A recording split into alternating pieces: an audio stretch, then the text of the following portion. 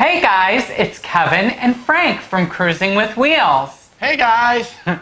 So right now, as you might be watching this video, we are either in the air, we are getting on the cruise ship, or maybe we're sitting at Oceans, right? Stuffing our fat faces for lunch. We want you to hit subscribe so that you can watch all the vlogs that we'll have when we get home. But until then, we've prepared some videos, and this one today is a Q&A.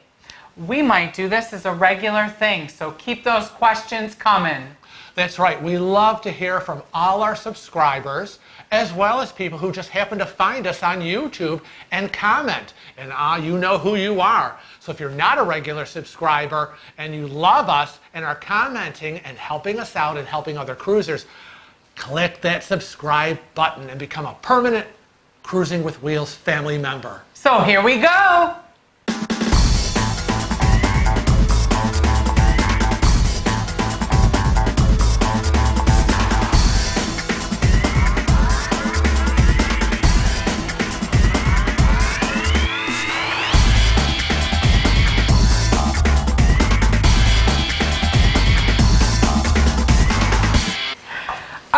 So like we said in the beginning of the video, we are going to make this a regular thing, possibly once a month. Maybe we'll even try a live stream, but we're going to get to those questions right now.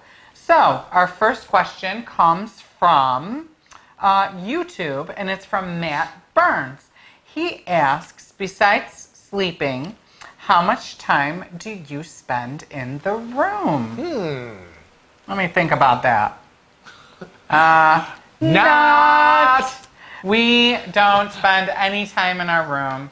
The ships are beautiful. There's tons of activities. And lots of food. And lots of food. Lots of food. Lots of drinks. Music. Entertainment. So. Oh gosh, why would you be in your room? If you're spending time in your room, then you're wasting a good cruise. Unless you're spending a lot of time in your room and having a good time. You always got to go there, don't you? So I hope that answers your question, Matt. The next question also comes from YouTube. It is from our subscriber, Embracing Elizabeth. Now, Elizabeth is a little girl. She's in a wheelchair. And we've gotten to know them quite well over the course of the few months they've been subscribers. And what she asks is, do you guys tend to book excursions through the cruise line or through private vendors? That's a great question. It is. And it's a controversial It really question. is, because if we're talking about handicap accessibility, a lot of times the cruise line excursions, there's not a lot of options. And for us, you know, we're always at home after we've booked the cruise, and we're always looking to see what they've uploaded in terms of excursions. Right.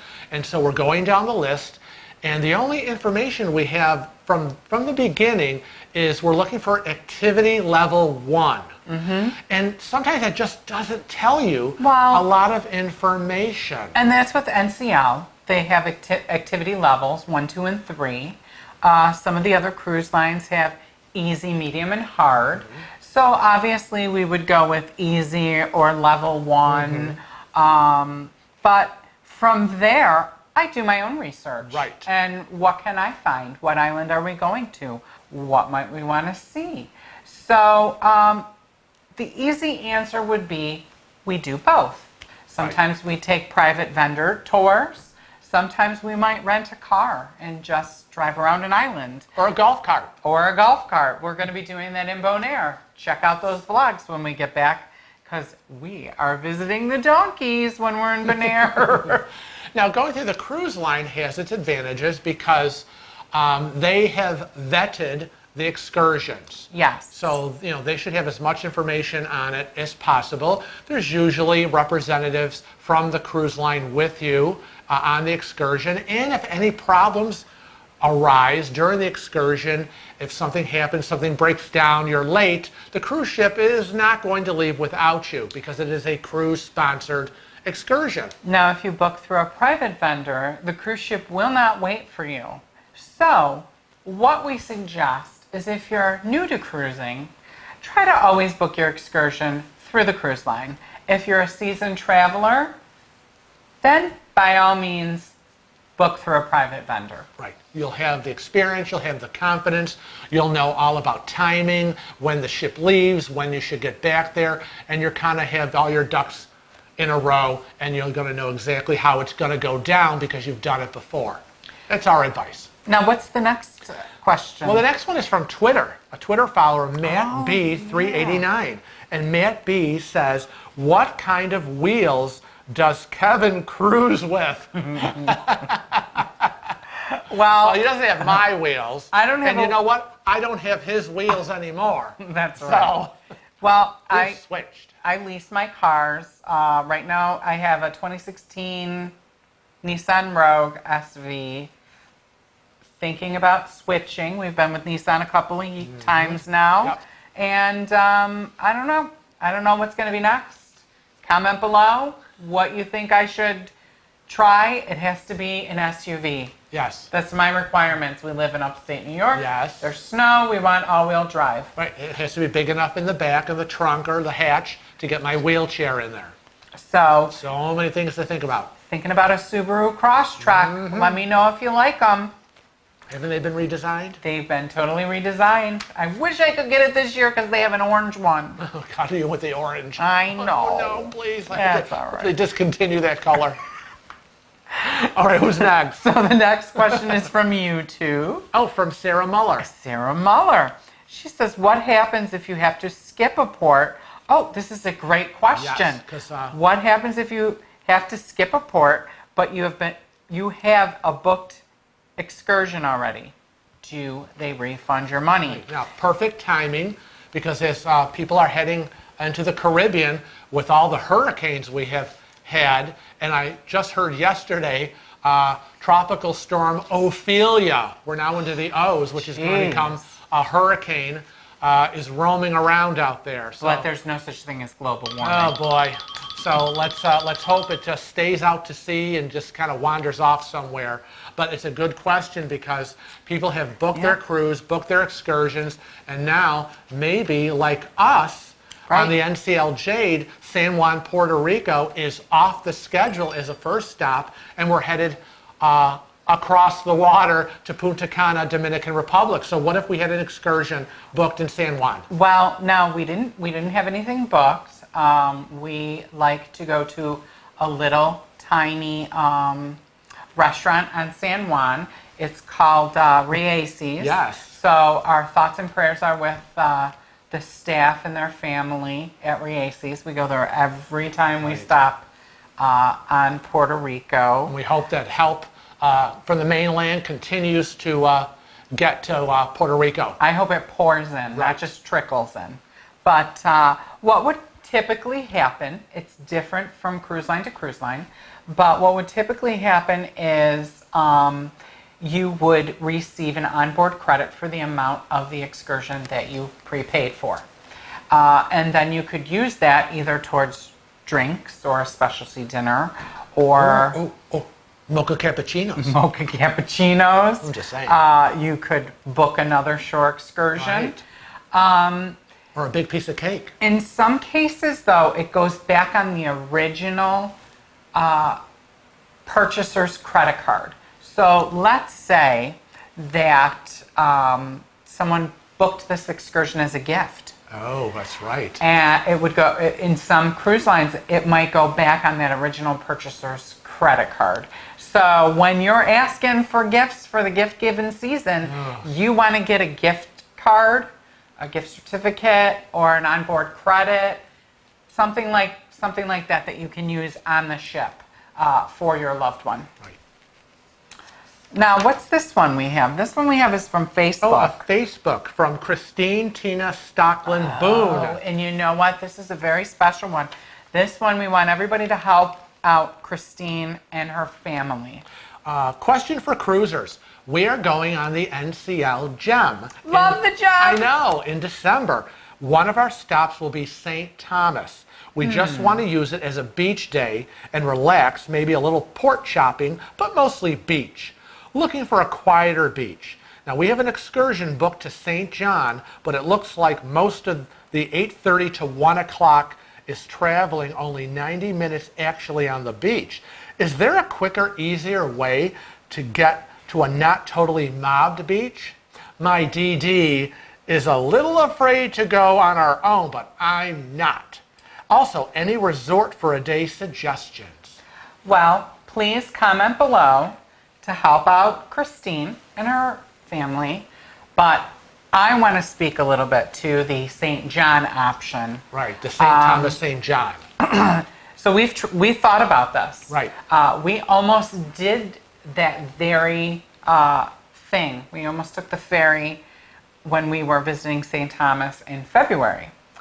We are very seasoned travelers. We figured it out, we timed it out, and we said, hell no, you are not going to make it. Don't do it unless you have a good 8 to 10 hour stop in St. Thomas. There are 2 ports that the ferries go from.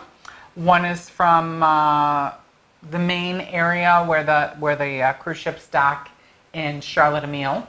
But it takes a long time to get that from... ferry goes from like the west side all the way around into St. John. The island. And then the other port is Red Hook. Right, and you would have to travel by land through St. Thomas to get to Red Hook and then hop the ferry. But I mean, land time, sea time, time is time. Yeah. And it's going to be around the same amount. This time period seems a little too scary to me. Right. So my suggestion would be skip St. John's until you have more time at St. Thomas. Right. Get to learn St. Thomas first. Spend the time exploring St. Thomas. Do the beach day. I think you're going to have to pick one option. And then maybe on your next cruise to St. Thomas, where you're familiar with the island, and you might be there longer, then hop the ferry, go to St. John's. Right. And, you know... I don't know. Tell us what you think. Yeah. And I think that on St. Thomas, there's some great things to do. There's if you're mobile, there's the Sky Ride to Paradise. There's this beautiful walking trail up on the top of the island. There's tons of shopping. Hello, Glitters. That's where... My God, there's a big shopping complex. You want jewelry? Section 1, Section 2, there's a Section 3, and there's a Section 4. A lot of shops. So let's hope by December that everything's back up and running because, you know, St. Thomas got hit as well with these hurricanes. So hopefully they're recovering. But you can also, as an option, do the things that we mentioned on St. Thomas. And then I believe that this itinerary stops at Tortola. They have beautiful beaches as well. So if your itinerary is still the same, those would be our suggestions. And look in the comments below because we're hoping our subscribers will help you out with that answer. That's right. Those of you subscribers or non-subscribers, of course the ones that will soon be, who have done the ferry from St. Thomas to St. John, please comment below and help out Christine and her family. So the last question that we have comes from YouTube, and it's Lewis Rushing, and he writes, love your videos. How many cruises a year on average do you take, and how often are you recognized by YouTube followers? Oh, wow. That's a good question. It is. Well, let's see. We'll start off, I guess, by saying that we just started our YouTube channel this year in January of 2017. So we're fairly new in terms of getting it up and running. And if those of you who don't know, and those of you who do know that you have your own YouTube channel, it's slow and going in the beginning as you are kind of feeling your way to creating these videos, the filming, the editing process. Finding your voice. Becoming comfortable in front of the camera. So there's the startup phase to that. And then you're hoping that you get more followers every day, every week, every month. That being said, I've been recognized more in our local city than anywhere else by our subscribers. or our followers. I've been stopped by followers from our Instagram. And as far as how many cruises we take a year, we're on a budget. We don't, it's not like we're cruising 12, 15, 20 times a year. We have people we know who are on a cruise every month, every other month. Well, we just can't do that. I mean, I'm disabled now. I don't work anymore. Kevin works only part-time. So, it all depends on finances. And for those of you who know how we save money, you're going to check on my couponing for a cruise video. Link above. That's right. And that'll show you how I save money for our cruises. So I guess we would say that we do anywhere between 1 to 3 cruises a year. We would love to expand that, but it depends on finances. It depends on the cruises that are available. And I don't want to leave my babies too long. That's another thing, because it's not just the money for us to go on a cruise, but our little babies, Cece and Delilah, they go to doggy daycare with Angelo, and that costs us money per day for him to watch. And so that's a big hunk of our cruising budget is for doggy daycare. So I hope that answers some of our subscribers' questions. We want to remind everybody that we are on Instagram, Facebook, Twitter, obviously YouTube, and now we're on Snapchat. So if you haven't already followed us on all of those social medias, please do so now. We will be bringing special content for Snapchat, Facebook, and Instagram while we are on our cruise in October, which we leave today. We're there already. Oh my God, have we uploaded yet? Go upload yourself. So anyways, until the next time, we want to remind everybody to travel safe and cruise often.